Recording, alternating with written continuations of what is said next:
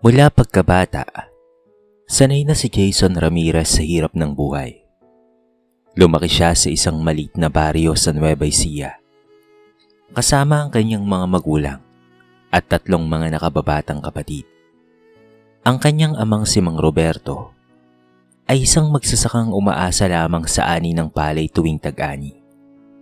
Samantalang ang kanyang ina namang si Aling Cora ay naglalabada sa mga kapitbahay upang may pangdagdag sa gastusin. Kahit mahirap, masaya ang kanilang pamilya. Ngunit nagbago ang lahat ng 17 taong gulang pa lamang si Jason. Isang araw, habang nasa bukid, inatake sa puso ang kanyang ama. Hindi na ito umabot ng buhay sa ospital. Parang gumuho ang mundo ni Jason. Bilang panganay, napilitan siyang isang tabi ang sarili niyang mga pangarap upang matulungan ang kanyang ina. Namamasukan siya bilang isang construction helper tuwing bakasyon at nagtitinda naman ng kakanin bago pumasok sa paaralan. Maraming beses siyang nakarinig ng pangungutya. "Mag-aaral ka pa? Wala na nga kayong pera." Minsang sabi ng isang kapitbahay. Ngunit hindi nagpatalo si Jason. Sa tulong ng scholarship at matinding pagsisikap, nakapagtapos siya ng kursong hospitality management bilang isang working student. Nagugas siya ng pinggan sa mga karinderya, naging service crew, at minsan pa nga'y natutulog na lamang sa waiting shed kapag wala ng pamasahe. Lahat ng iyon ay tiniis niya alang-alang sa kanyang pamilya. Pagkatapos ng kolehiyo, agad siyang naghanap ng trabaho sa Maynila. Matapos ang ilang buwang paghanap, natanggap siya bilang waiter sa kilalang fine dining restaurant na pag-aari ni Don Sebastian Angeles. Isang respetadong negosyante na kilala sa pagiging istrikto, ngunit makatarungan. Sa unang araw pa lamang ni Jason, kapansin-pansin na ang kanyang kasipagan. Palagi siyang maagang dumarating. Hindi siya umaalis hanggat hindi maayos ang lahat ng mesa. Kapag may matandang customer, siya kaagad ang tumutulong. Kapag may batang umiiyak, marunong siyang magpangiti at makipagbiruan upang mapatahan ito. Hindi nagtagal, marami ng customer ang humihiling na siya mismo ang magsilbi sa kanila. "Nasaan yung pinatang waiter? Yung si Jason? Napakaganda kasi ng serbisyo niya." Madalas itanong ng mga regular na customer. Dahil dito, napansin siya ni Don Sebastian. Isang gabi, matapos ang matinding dagsa ng mga customer, personal na nilapitan ng matandang negosyante si Jason. "Iho, gaano ka nakatagal dito?" tanong nito. "Halos 8 buwan na po, sir," magalang na sagot ni Jason. Tumango si Don Sebastian. "Maganda ang pagtatrabaho mo. Ipagpatuloy mo lang." Napangiti si Jason. Hindi niya alam na may ilang pares ng matang nakatingin sa kanila.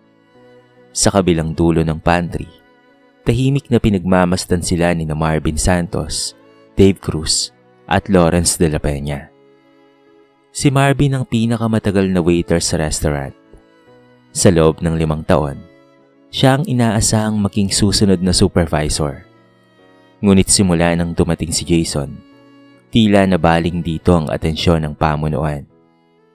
"Nakita niyo ba?" mahinang sabi ni Marvin habang nakasimangot. "Oo, palagi na lang pinapansin ng boss natin yung probinsyanong yan," sagot ni Lawrence. Napapuntong hininga si Dave. "Baka naman masipag lang talaga." Ngunit umiling si Marvin. "Hindi, may pakay talaga yan. Sumisipsip para ma-promote." Hindi na nagsalita pa si Dave. Samantalang si Jason ay abalang nagliligpit ng mga gamit. Walang kamalay-malay na unti-unti na pala siyang nagiging sentro ng inggit ng kanyang mga kasamahan. At ang simpleng selos na yon ay magsisimulang lumaki hanggang sa tuluyan na nitong baguhin ang buhay nilang lahat. Lumipas ang mga buwan at lalo pang naging pamilyar si Jason sa takbo ng trabaho sa restaurant ni Don Sebastian. Kung noon ay kinakabahan pa siyang humarap sa mga customer, Ngayon ay isa na siya sa mga pinaka-inaasahang waiter sa buong establishmento. Hindi lamang dahil mabilis siyang kumilos, kung hindi dahil marunong siyang makinig at umunawa sa pangangailangan ng bawat customer. Salamat Jason ha. Ikaw talagang paborito naming waiter dito. Nakangiting sabi ng isang matandang regular na customer. Maraming salamat po sir. Lagi po kayong mag-iingat sa pag-uwi. Bagalang niyang tugon. Ngunit habang dumarami ang umahanga kay Jason, lalo namang tumitindi ang pagkainis ng ilan niyang kasamahan. Isang hapon, habang break time, nagtipon-tipon ang tatlo sa pantry. Nakita nyo? Kanina na naman. Personal na kinamusta ni Don Sebastian si Jason. Inis na sabi ni Marvin habang umiinom ng kape. Napailing si Lawrence. Hindi na nakakagulat. Halos araw-araw na lang siyang pinupuri ng management. Tahimik lamang si Dave. Sa totoo lang, wala naman siyang personal na galit kay Jason. Nakikita niyang mabait at masipag ito. Ngunit matagal na niyang kaibigan si Marvin. Kaya madalas ay sumasang-ayon na lamang siya rito. Hindi kaya talagang magaling lang siya? Maingat na tanong ni Dave. Biglang napatingin sa kanya sina Marvin at Lawrence. Dave, huwag kang magpaka-inosente dyan, sagot ni Marvin. Kung hindi siya sipsip, bakit siya lagi ang napapansin? Hindi mo ba napapansin? Kapag nariyan ng may-ari, bigla na lamang siyang nagiging napakabait. Natahimik si Dave. Unti-unting nagsimulang mabuo sa isip ng tatlo na kailangang pigilan si Jason bago pa ito tuluyang umangat. At doon nagsimula ang pangbubuli. Tuwing closing time, palihim nilang iniiwan kay Jason ang kanilang mga gawain. Jason, pakisama na rin itong table 7 ha. May aasikasuhin pa kami, sabi ni Lawrence bago kaagad na umalis. Maya-maya ay may iiwan na namang maruruming plato si Marvin. Pasensya na pare ha, may emergency sa bahay eh. Dahilan ito, kahit halatang hindi totoo. Dahil ayaw ng gulo, tahimik na ginagawa ni Jason ang lahat. Madalas tuloy siyang umuwi ng hating gabi. May mga pagkakataon ding itinatago nila ang mga order slips upang magkamali si Jason sa pagsaserbisyo. Nasaan ang order ng table 4? Nagugulo ang tanong ni Jason. Minsang nagkagulo sa dining area. Nagkabit balikat na lamang si Marvin. Baka naman naiwan mo. Dahil dito, minsang napagalitan si Jason ng floor supervisor. Mag-ingat ka Jason ha, hindi pwedeng nagkakamali tayo rito. Kahit masakit, hindi siya nagsumbong. Sa halip, lalo pa siyang nagsikap. Hindi alam ng marami na tuwing matatapos ang trabaho, dumaraan pa siya sa isang convenience store upang bumili ng gamot para sa kanyang inang may alta presyon sa probinsya. Halos kalahati ng kanyang sahod ay pinapadala niya sa pamilya. Samantala, lalo namang lumalala ang sitwasyon ni Marvin sa bahay. Baon siya sa utang dahil sa online sabong at sugal. Madalas na silang mag-away ng kanyang asawa. Hanggang kailan tayo mapupuhay ng ganito? Umiiyak na tanong ng kanyang asawa isang gabi. Dahil sa matinding problema, lalong tumindi ang galit ni Marvin kay Jason. Para sa kanya, si Jason ang dahilan kung bakit tila nawawala ang pagkakataon niyang mapromote. At isang araw, isang anunsyo ang nagpabago sa lahat. Tinipon ng management ang mga empleyado. Sa susunod na buwan, magbubukas ang posisyon para sa assistant floor supervisor. Isa sa inyo ang mapipili. Naging abala ang buong restaurant. Ngunit para kina Marvin, Lawrence at maging kay Dave, iisa lamang ang nasa isip nila. Kapag si Jason ang napili, tuluyan na silang mawawala ng pagkakataon. At doon nagsimulang mabuo sa kanilang isip ang isang planong hindi nila kailanman naisip na gagawin nila. Mula nang i-anunsyo ng management ang pagbubukas ng posisyon para sa assistant floor supervisor, naging mainit ang usapan sa loob ng restaurant. Halos lahat ng empleyado ay may kanya-kanyang hula kung sino ang mapipili. Sa tingin ko, si Jason ang kukunin, bulong ng isang cashier habang nag-aayos ng resibo. Malamang, Siya kasi ang laging pinupuri ni Don Sebastian eh. Sagot naman ng isang waiter. Hindi yun nakaligtas sa pandinig ni na Marvin, Lawrence at Dave. Lalong sumama ang timpla ni Marvin. Nang gabing iyon, matapos ang trabaho, nagkayayaan ng tatlo sa isang maliit na karinderya malapit sa kanilang inuupahang apartment. Tahimik silang kumakain hanggang sa si Marvin ang unang nagsalita. Hindi ako papayag na maagawan tayo ng posisyon ng bagong sultan na yan. Napatingin si Lawrence. Anong plano mo? Tanong nito. Maring ibinagsak ni Marvin ang baso sa mesa. Kung hindi natin siya mapipigilan ngayon, tayo ang mawawalan ng pag-asa rito. Natahimik si Dave. Pare, wag naman nating palakihin. Baka may iba pang paraan. Ngunit hindi na nakinig si Marvin. Anong ibang paraan?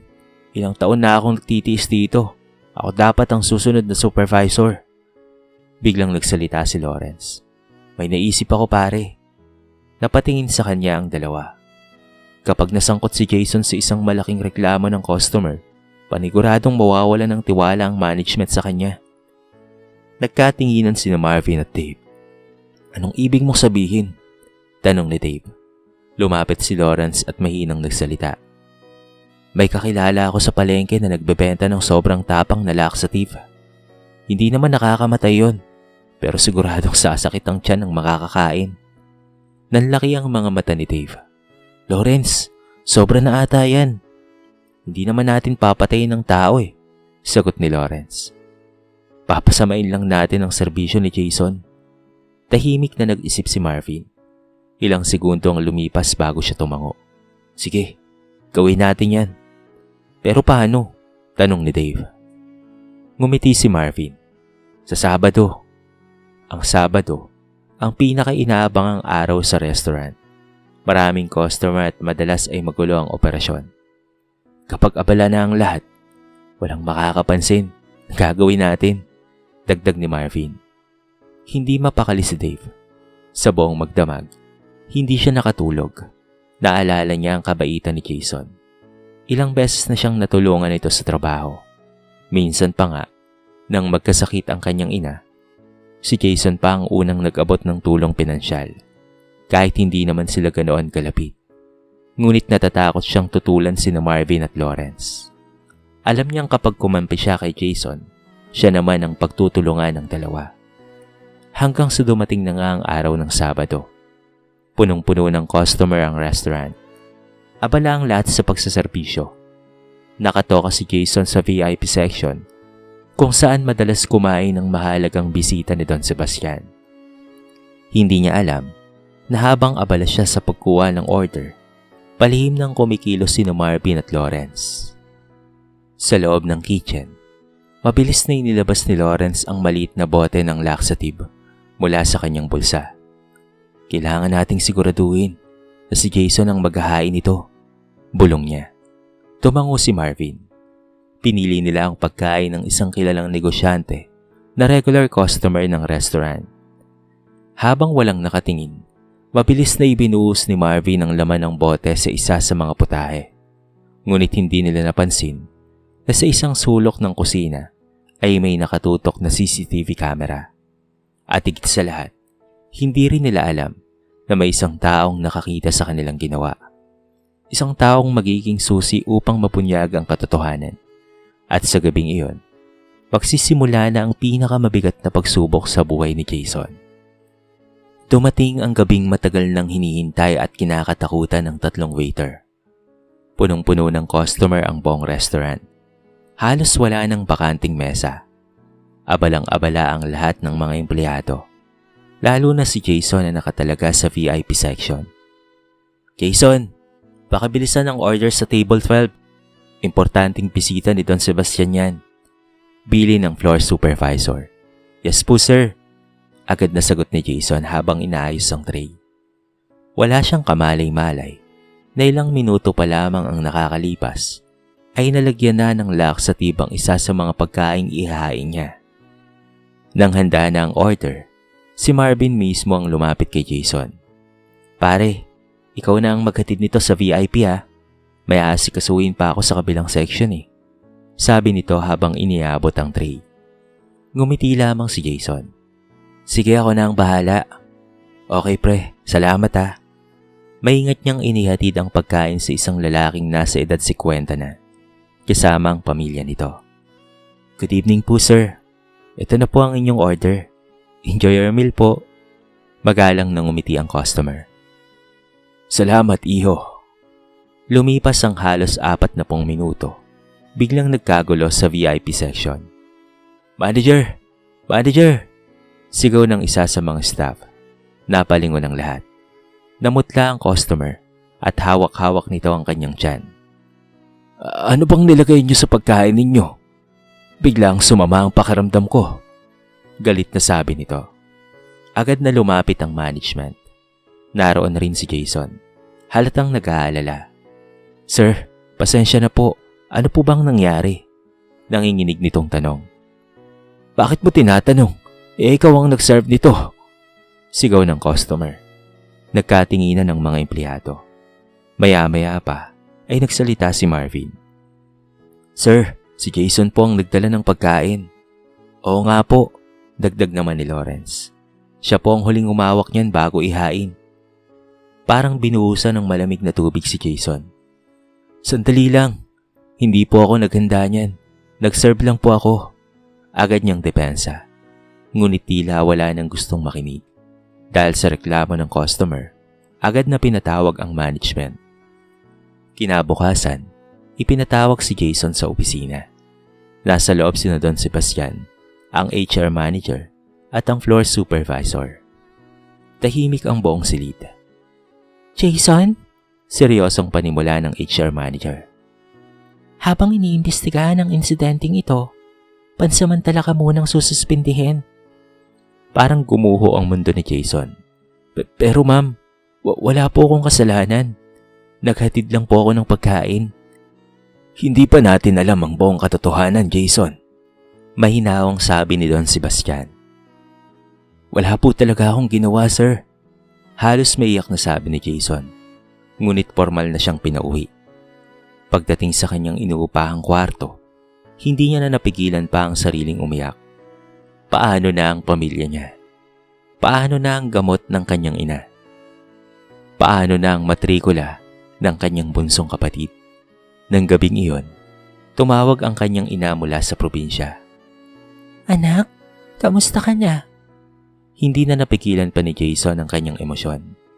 Nay, baka mawalan po ako ng trabaho.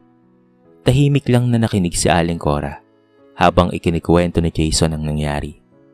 Pagkatapos ng ilang sandali, ay nagsalita ito. Anak, kilala ka ng Diyos. Alam niyang wala kang ginawang masama. Nay, pagod na po ako.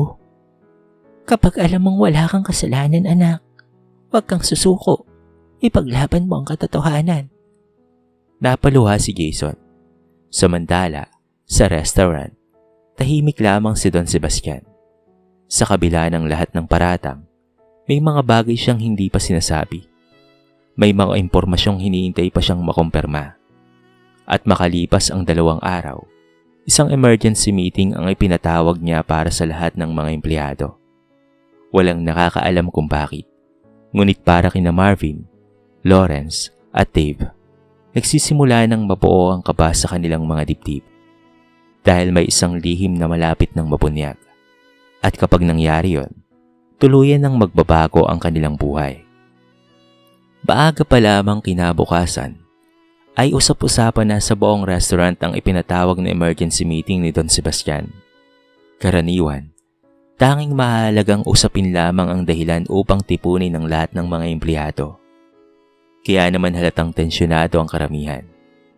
10:00 ng umaga, isa-isang pumasok sa conference room ang mga staff. Naroon sina Marvin, Lawrence at Dave. Kahit pilit nilang itinatago, kapansin-pansin ang kanilang pagkabalisa. Samantala, tahimik namang naupo si Jason sa pinakadulong bahagi ng silid. Halatang hindi pa rin siya nakaka-recover sa nangyari. Ilang gabi na rin siyang halos hindi makatulog kakaisip sa maaaring mangyari sa kanyang trabaho. Ilang minuto pa ang lumipas bago pumasok si Don Sebastian kasama ang HR manager. Tahimik ang buong silid. Ipinatawag ko kayong lahat dito, panimula ni Don Sebastian, dahil tapos na ang investigasyon patungkol sa insidenteng nangyari noong Sabado. Lalong bumilis ang tibok ng puso ni Jason. Nagkatinginan naman sina Marvin at Lawrence. Sa simula pa lamang, pagpapatuloy ng matanda, nahirapan akong paniwalaan na si Jason ang may kagagawa ng nangyari. Napayuko si Jason, kaya nagpa siya akong repasuhin ng mabuti ang lahat ng ebidensya. Ilang sandali ang lumipas bago itinuro ni Don Sebastian ang malaking monitor sa harap. At ito ang nakita namin. Agad na bumukas ang CCTV footage mula sa kusina. Naging tahimik ang buong silid. Kitang-kita sa video kung papaanong palihim na lumapit si Marvin sa inihandang paghain. Makikita rin si Lawrence na nakabantay habang may binubuhos si Marvin sa isa sa mga putahe. Parang natuyuan ng laway sina Marvin at Lawrence. Imposible! Mahinang sambit ni Marvin. Nagulat ang lahat. May ilan pang empleyado ang hindi makapaniwala sa kanilang nakita. Marvin? Si Marvin ang gumawa nun? Bulong ng isang cashier. Mabilis na tumayo si Marvin. Sir, hindi po totoo yan. Siguro po ay... Umupo ka, Marvin. Mariing putol ni Don Sebastian. Natahimik siya. Pagkatapos ay tumingin ng matanda kay Dave. Dave, may gusto ka bang sabihin? Nanginginig ang mga kamay ni Dave. Ilang segundo siyang natahimik bago tuluyang bumagsak ang kanyang mga luha. Pasensya na po, sir. Nagulat ang lahat. Kasama po ako sa plano, pero hindi ko po kayang ituloy hanggang dulo. Natakot po ako. Napahawak si Marvin sa kanyang ulo. Dave! Ngunit nagsalita si Dave. Si Marvin po ang nag-utos. Natatakot po kaming mapromote si Jason, kaya pinagkaisahan namin siya. Naluha si Jason habang nakikinig. Hindi niya akalaing ang mga taong kasama niya araw-araw sa trabaho ang siyang sisira sa kanya. Pasensya ka na, Jason. Umiiyak na sabi ni Dave. Mahina ako. Natakot akong mawalan ng trabaho kaya sumama ako sa kanila. Tahimik lamang si Jason. Samantala, tuluyan ng napaupo sina Marvin at Lawrence. Hindi na nila maipaliwanag pa ang kanilang mga sarili. Matagal ko na kayong inuobserbahang tatlo. Seryosong sabi ni Don Sebastian. At hindi lamang ito ang una ninyong paglabag. Inilabas ng HR manager ang mga dokumento patungkol sa mga nawawalang supplies at iba pang reklamong matagal nang natatanggap laban sa tatlo. Tuluyan na ngang bumagsak ang kanilang mga balikat. Simula ngayong araw, sabi ni Don Sebastian, tinatanggal na kayo sa trabaho dahil sa grave misconduct at pagsasabuatan laban sa kapwa-empleyado. Napaiyak si Marvin. Sir, patawarin niyo po kami. Ngunit nanatiling tahimik si Don Sebastian. Pagkatapos ay tumingin siya kay Jason. Jason, hindi ka namin tatanggalin. Nanlaki ang mga mata ni Jason. Sa halip, may nais akong sabihin sa iyo. At ang mga susunod na salitang maririnig niya ay tuluyang magpapabago sa takbo ng kanyang buhay. Tahimik ang buong conference room matapos ang desisyon ni Don Sebastian na tanggalin sina Marvin, Lawrence at Dave.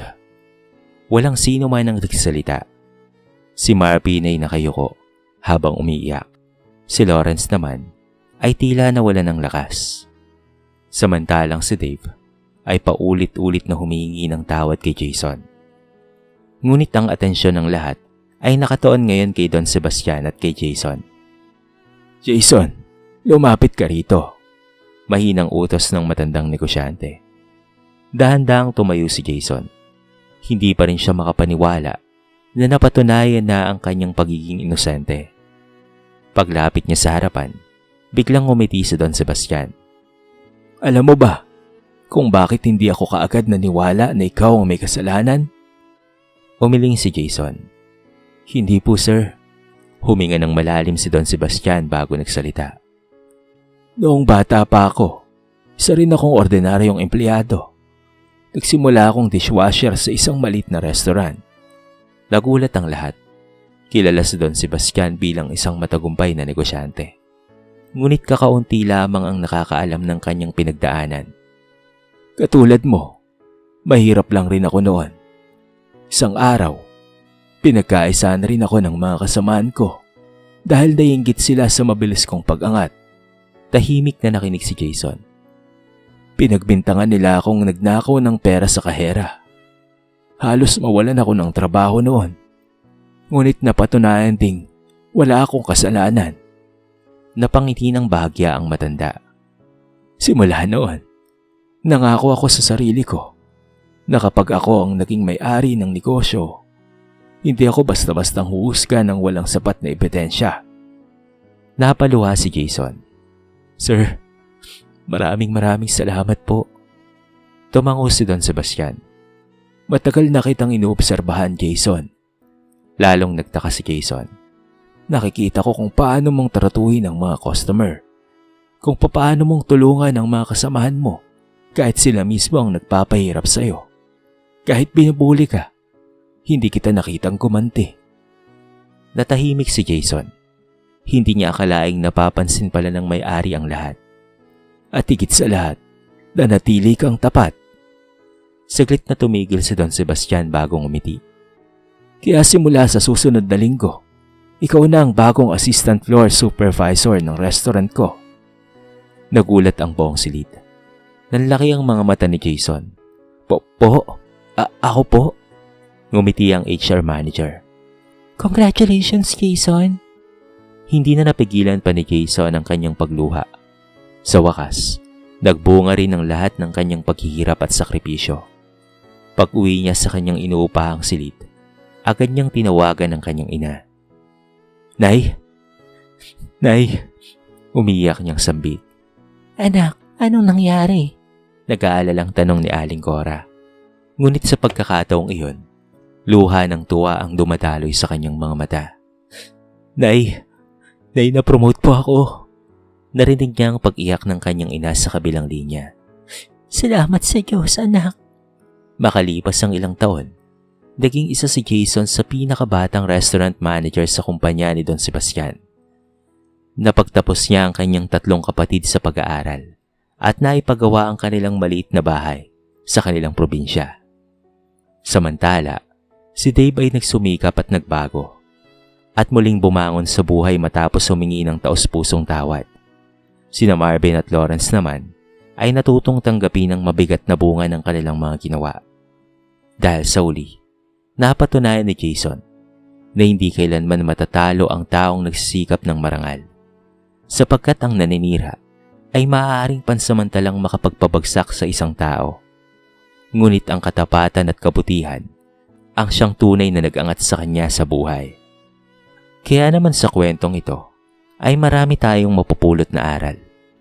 Ang inggit ay walang magandang maidudulot. Kapag hinayaan nating manaig ang inggit sa ating puso, maaari tayong makagawa ng mga bagay na makakasakit sa kapwa at sisira rin sa ating sariling buhay.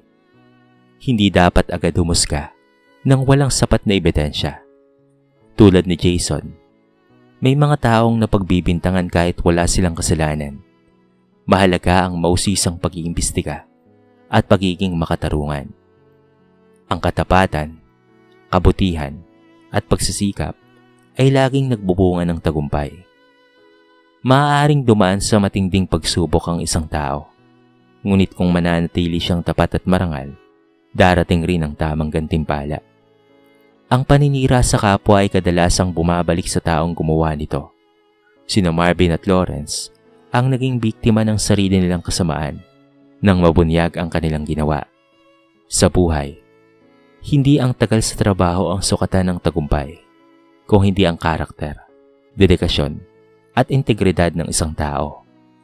Sa huli, napatunayan ni Jason na ang kabutihan at katotohanan ay laging nagwawagi laban sa kasinungalingan at paninira. Dito na po nagtatapos ang ating maiksing kwento sa araw na ito. Sana po ay nagustuhan nyo at sana po ay kinapulutan nyo ng maraming aral. Kayo mga kabarangay, Ano ang masasabi nyo sa ating kwento? I-comment nyo naman po sa baba ang inyong mga reaksyon at babasahin natin ang lahat ng yan. I-comment nyo na rin kung taga saan kayo para naman malaman ko kung hanggang saan nakaabot ang video na ito. Paki-like and share na rin po ang ating kwento para mapakinggan na rin ng iba. At kung bago ka pa lamang sa ating channel, baka naman pwedeng pakihit ang subscribe button at bell notification button para palagi kang updated sa mga bago nating upload na katulad nito. So paano mga kabarangay? Hanggang sa muli, thank you so much and peace out!